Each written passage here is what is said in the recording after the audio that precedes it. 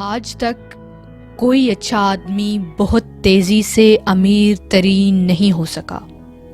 یہ جملہ ہے ایتھنز کے فلاسفر افلاطون کا، اور افلاطون پر فلسفی کے قائد سقراط کی تعلیمات کا گہرا اثر تھا۔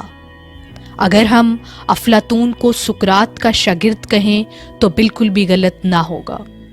اور آج میری ویڈیو کا مقصد افلاطون کے چند اقوال آپ کے ساتھ شیئر کرنا ہے، تاکہ آپ اپنی زندگی پر نظر ثانی کرتے ہوئے ان اقوال کے مطابق اپنی زندگی کو بہتر بنا سکیں۔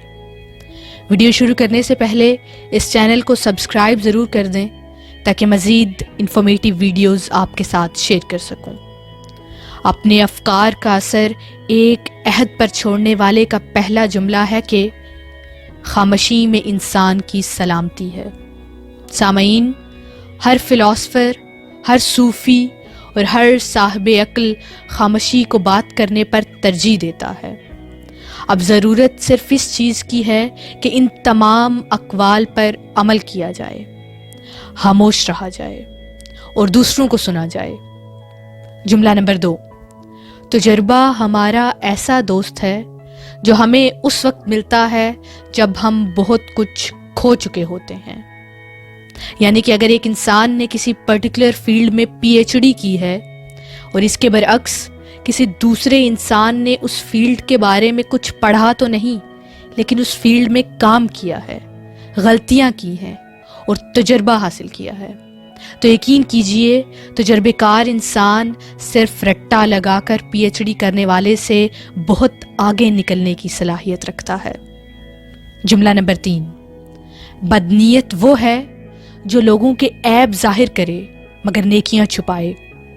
اپنی ذات کو اچھا بنانے کے لیے لوگوں کے عیبوں پر ایسے پردے ڈالا کرو جیسے اللہ تمہارے عیبوں پر پردے ڈالتا ہے، اور خود کسی کے ساتھ نیکی کرو تو کوشش کرو کہ وہ چھپی رہے، جیسے واصف علی واصف کا جملہ ہے کہ کسی کے ساتھ نیکی تب تک نہ کرو جب تک اسے دریا میں نہ ڈال دو۔ 5واں بہترین جملہ ہے کہ تاریخ کی نسبت شاعری حقیقت کے زیادہ قریب ہے۔ اس جملے میں افلاطون نے ایک بہت بڑے سچ سے پردہ اٹھایا ہے کہ تاریخ زیادہ تر جھوٹ اور دھوکے پر مبنی ہے۔ آج کل تو جتنی موویز تاریخ کے کسی عہد یا کسی واقعے پر مبنی ہیں وہ تو 90% ملاوٹ کے ساتھ بنتی ہیں۔ اس کے ساتھ ساتھ جو ہم تاریخی کتابیں پڑھتے ہیں ان میں بھی بے تحاشا ملاوٹ موجود ہے، یعنی کہ ہر عہد کے انسان نے ان تاریخی کتابوں کو اپنے فائدے کے حساب سے بدل کے پیش کیا ہے۔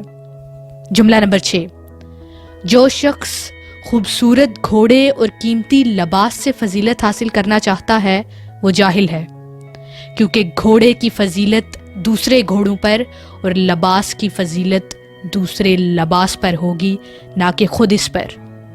یعنی کہ اگر اس جملے کو آج کے زمانے کے حساب سے دیکھا جائے تو اس کا مطلب یہ نکلے گا کہ مہنگی گاڑی اور ڈیزائنر لباس آپ کو افضل نہیں بنا سکتے، یہ آپ کا کردار ہے۔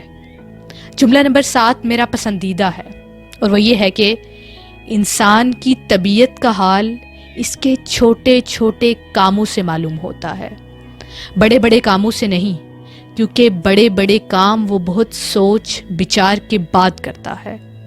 جملہ نمبر 8، جاہل کی زندگی اور عاقل کی موت پر دنیا ہمیشہ آنسو بہاتی ہے۔